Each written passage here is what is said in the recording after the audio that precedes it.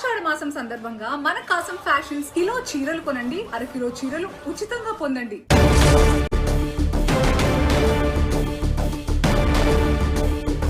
కాసేపట్లో parliament library భవనంలో అఖిలపక్ష సమావేశం జరగబోతుంది. వర్షాకాల పార్లమెంట్ సమావేశాల నేపథ్యంలో ఈ సమావేశాన్ని నిర్వహిస్తున్నారు. కేంద్ర రక్షణ శాఖ మంత్రి రాజ్నాథ్ సింగ్, పార్లమెంటు వ్యవహారాల మంత్రి కిరణ్ రిజిజులు ఈ సమావేశానికి అధ్యక్షత వహించబోతున్నారు.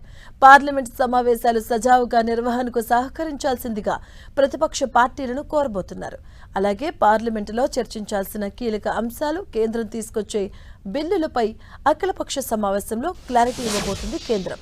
ఇప్పటికే వర్షాకాల పార్లమెంట్ సమావేశాల్లో ప్రభుత్వం శాసన, ఆర్థిక అంశాలపై తాత్కాలిక కార్యాచరణ జాబితాను విడుదల చేసింది. మొత్తం 5 కొత్త బిల్లులను ప్రవేశపెట్టి ఆమోదం పొందేలా కేంద్ర ప్రభుత్వం యోచిస్తుంది.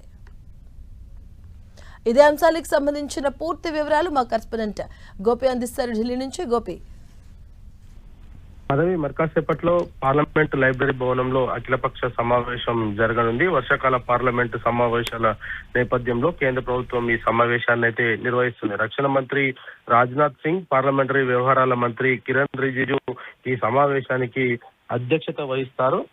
పార్లమెంటు సజావుగా సాగేందుకు సహకరించాలని కూడా ప్రతిపక్షాలను కేంద్రం కోరనుంది. సమావేశాల్లో చర్చించాల్సిన అంశాలు, ప్రభుత్వం ప్రవేశపెట్టనున్న బిల్లులపై కేంద్రం వివరణ ఇవ్వనుంది. వర్షాకాల సమావేశాల్లో 5 కీలక బిల్లులను కేంద్రం తీసుకొచ్చేందుకు ఇప్పటికే ప్రణాళిక సిద్ధం చేయడం జరిగింది. వాటన్నిటిని కూడా సభలో ప్రవేశపెట్టి ఆమోదం పొందే లక్ష్యంగా ఈ రోజు జరిగే ఆల్ పార్టీ మీటింగ్ లో కేంద్రం వ్యూహంగా ఉంది. అయితే ఇందులో 5 కొత్త బిల్లులు, ఆదాయ పన్ను సవరణ బిల్లు, సుప్రీంకోర్టు న్యాయమూర్తుల సంఖ్య పెంపు బిల్లు, జనన మరణాల నమోదు బిల్లు, అదేవిధంగా జాతీయ గౌరవానికి అవమాన నిరోధకానికి చట్టం, అదేవిధంగా ఎంఎస్ఎంఈ అభివృద్ధి, దానికి సంబంధించిన సవరణ బిల్లు. మొత్తంగా ఈ 5 బిల్లులను కూడా ఈసారి వర్షాకాల సమావేశాల్లో సభలో పెట్టి ప్రవేశపెట్టున్నారు. ఇక గతంలో ఉన్న బిల్స్ ను కూడా, ఒక 2 కీలక బిల్లులను కూడా మరోసారి సభ ముందుకు తీసుకురాబోతున్నారు. మరి వాటన్నిటినీ కూడా ఆమోదింపజేసుకునేందుకు సభ్యుల సహకారాన్ని ఈ సందర్భంగా కోరనున్నారు. ఈ 5 బిల్లులకు సంబంధించిన అంశాలను, వాటికి సంబంధించిన ప్రతులను కూడా ప్రతి సభ్యునికి ఇవ్వబోతున్నారు. అదేవిధంగా ఇటు విపక్ష పార్టీలు కూడా ఇటీవల జరుగుతున్న దేశంలో పరిణామాలపైన కూడా తాము మాట్లాడేందుకు అవకాశం కల్పించాలనేది కూడా ఇటు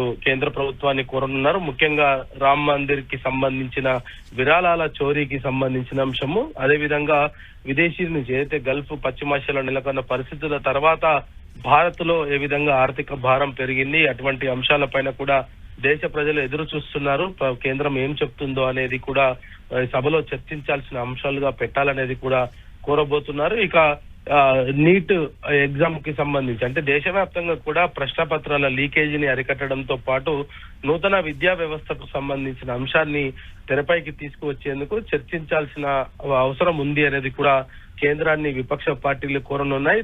వాటిని కూడా సభలో ఎజెండాగా పెట్టాలనేది కూడా కోరబోతున్నారు. మరి ఇటు మల్లికార్జున ఖర్గే, అదే విధంగా లోక్సభ ప్రతిపక్ష నాయకుడు రాహుల్ గాంధీ కూడా ఈ అంశం పైన కేంద్రానికి సూచన చేయబోతున్నారు. ఇటు ఈ సమావేశాల్లోనే దేశ ప్రజలకు సంబంధించిన అనేక కీలక అంశాలపైన చర్చించేందుకు విపక్ష పార్టీలకు కొంత సమయాన్ని ఎక్కువగా కేటాయించాలనేది కూడా ఈ సందర్భంగా పార్లమెంటరీ వ్యవహారాల శాఖ మంత్రి కిరణ్ రిజిజును కోరబోతున్నారు. ఇక విపక్షాలు, ఇటు ప్రభుత్వం.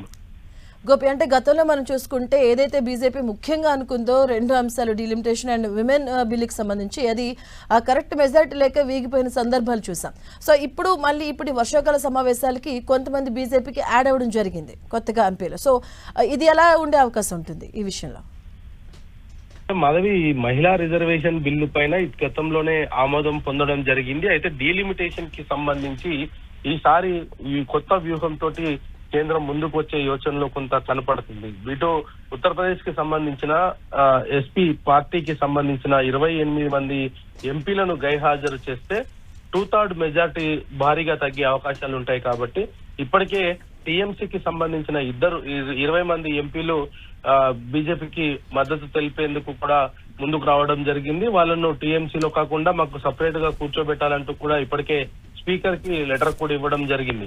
మరి ఇటు డిఎంకే కూడా ఈ యొక్క డీలిమిటేషన్ కి సంబంధించిన అంశం పైన సహకరించేందుకు ముందుకు వస్తుంది అనేది కూడా కొంత బీజేపీ వ్యూహంగా అయితే చూస్తుంది. అదేవిధంగా ఇటు మహారాష్ట్రకు సంబంధించిన ఎన్సీపీ పార్టీ కూడా ఈసారి డీలిమిటేషన్ బిల్లును ఆమోదించేందుకు తాము కూడా సహకరిస్తామనేది సూచనాప్రాయంగా చెప్పినట్టుగా అయితే మనకు కొంత సమాచారం అందుతుంది. అయితే గతంలో ఏదైతే ఇండియా కూటమి పార్టీలన్నీ కూడా ఏకతాటిపైకి ఉండి ఆ సందర్భంగా డీలిమిటేషన్ బిల్లును వీగిపోవడంకు సహకరించడం జరిగింది. అయితే ఇప్పుడు డిఎంకే ఇండియా కూటమిలో లేకపోవడము, ఇటీవల జరిగిన ఎన్నికల్లో ఇటు టీవీకే పార్టీకి కాంగ్రెస్ పార్టీ మద్దతు తెలపడంతో డీవీకేకి సంబంధించిన 20 మంది ఎంపీలు కూడా ఈ యొక్క బిల్లుకు మద్దతు తెలిపే అవకాశాలు ఉన్నాయనేది కూడా కొంత సమాచారం అందుతుంది. ఇక మహారాష్ట్రకు సంబంధించి కూడా యూబీటీకి సంబంధించి వాళ్ళు కూడా ఇప్పటికే స్పీకర్ కి లేఖలు రాయడం జరిగింది. తాము కూడా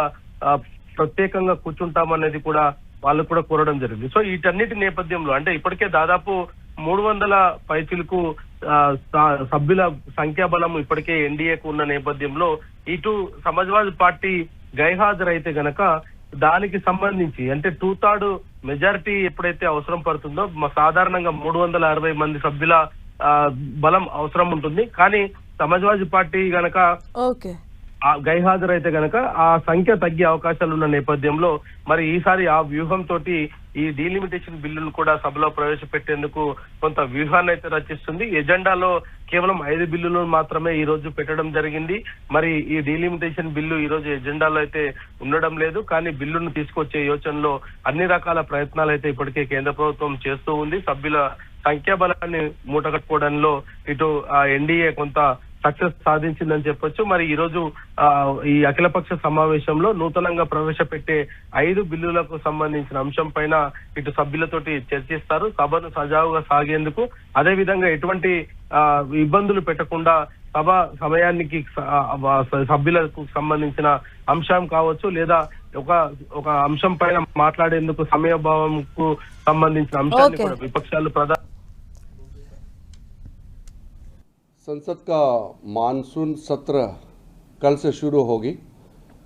आज सरकार ने ऑल पार्टी का फ्लोर लीडर्स का बैठक बुलाया है। हम पूरे पॉलिटिकल पार्टीज़ को अनुरोध करते हैं कि ये जो मानसून सत्र है इसको अच्छी तरह से चलाने में सब योगदान करें, सहयोग करें। पार्लियामेंट सबका है और सरकार जो भी बिजनेस बिल्स लेके आएंगे मैं उम्मीद करता हूं कि सारे अपोजिशन पार्टीज़ और रूलिंग पार्टी सारे मेंबर्स अच्छी तरह से हिस्सा लेंगे।